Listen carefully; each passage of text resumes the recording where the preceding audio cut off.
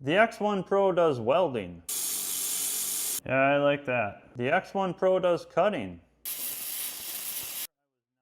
And the X1 Pro cleans. Hell yeah, that's sweet. Today we're testing out the XlaserLab X1 Pro. And today we're testing all three of these. This is my first time trying this particular machine, so you get to experience everything with me. So for those of you that watch this channel, you guys know that I've been using this laser welder for quite a while now. Well, XlaserLab just sent me their 700 watt X1 Pro, and it came with everything that you see here. We have the unit with the gun, there's a separate wire feeder, tools with some consumables, couple extra lenses, liner for the wire feeder, holder for your gun, we have an emergency stop, ground clamp, wire feeder connection cable, power cord, more lenses, we got our gas hose, 2 boxes of consumables. It also came with this hood and these laser glasses. And then it also came with this sample of what this laser can do. I think if I can get results like this, I'm doing fairly well for myself.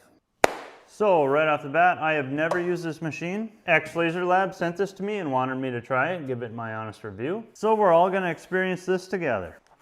So right off the bat, I had to order something from Amazon to get started.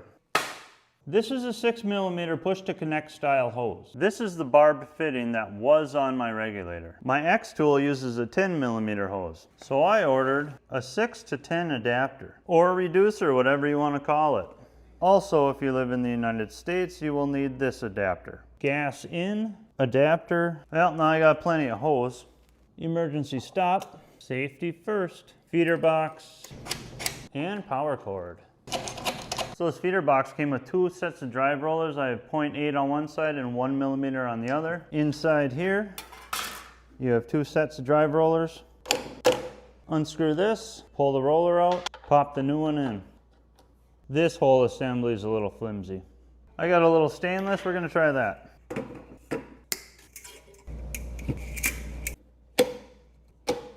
Liner jacket goes in here.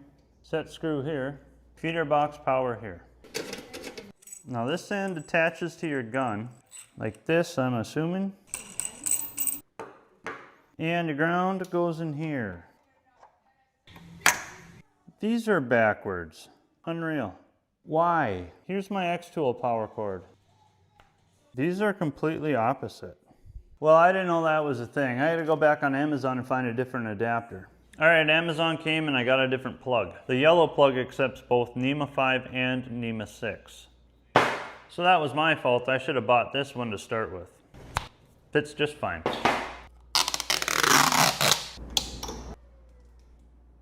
So this thing does cleaning, cutting, and welding. We're going to choose welding. It says emergency stops on. Atmospheric pressure. Turn the gas on. On the main screen you can choose your laser power, your swing frequency. That determines how fast your laser swings back and forth. And you can choose your swing width, and that is how wide your laser will be. So the larger the width, the wider your weld is going to be. We have advanced settings here. We're going to leave those alone. Up here though, there's pulse. If you want pulse welding, more advanced configurations. Turn the wire feeder on or off. Top right, we choose our metal. We have stainless, carbon steel, galvanized, aluminum, user defined. So that's where your saved settings would go. Say you're working with 14 gauge stainless and you really like the settings that you have, you'd save those there. And here we have other. This would be for your specialty metals like brass or copper. And over here on the right side, you choose your metal thickness. Lastly, on the side of your gun, you have presets. So if you have different metal thicknesses or different metals that you're working with, you can switch between 3 different programs. That's actually pretty neat. I do like that. So I had to feed this wire through this liner, and to do so you push in the wire feed button, or you can do that on your screen. Alright, I'm going to run a bead and we'll see what it's like. Just a little guy. That looks alright. Alright, I'll put a bead in there, we'll see what that does. That looks pretty good. Here's the other side. Let's go ahead and see if we can get a wider bead.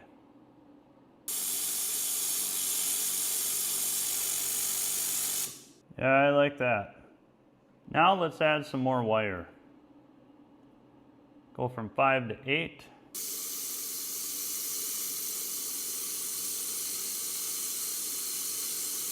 That is freaking amazing. So right off the bat, I do think that this is really easy to use. Just these 4 beads that I put down, it welds very nicely. Okay, I'm gonna try one more thing, corner to corner. Maybe change some configurations.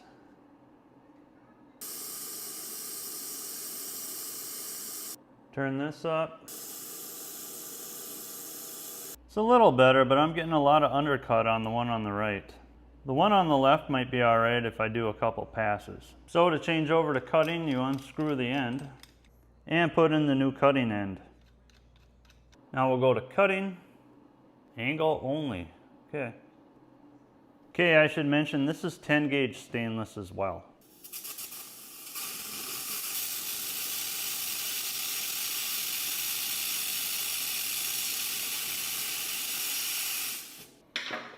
That did not do very well. Too thick maybe? Let's try 16 gauge carbon steel.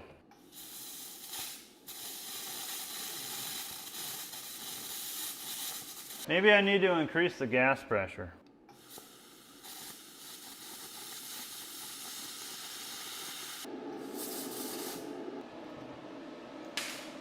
I don't know, it keeps cutting out, I don't know why. It's almost like it's reached its duty cycle, it runs out of juice. This is what I was able to do with my cutting.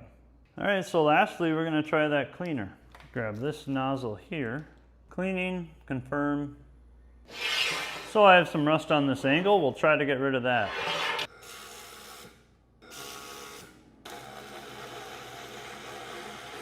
I don't know if this is right, but I put the ground clamp on the gun itself.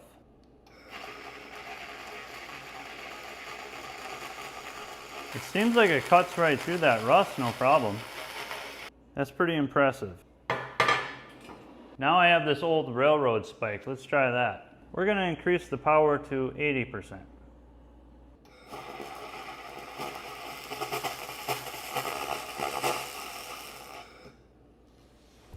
Hell yeah, that's sweet.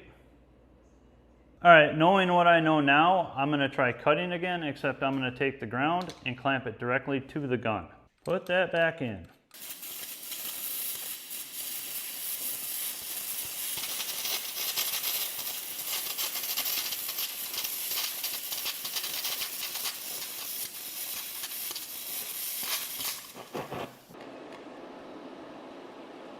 That's a little better, huh?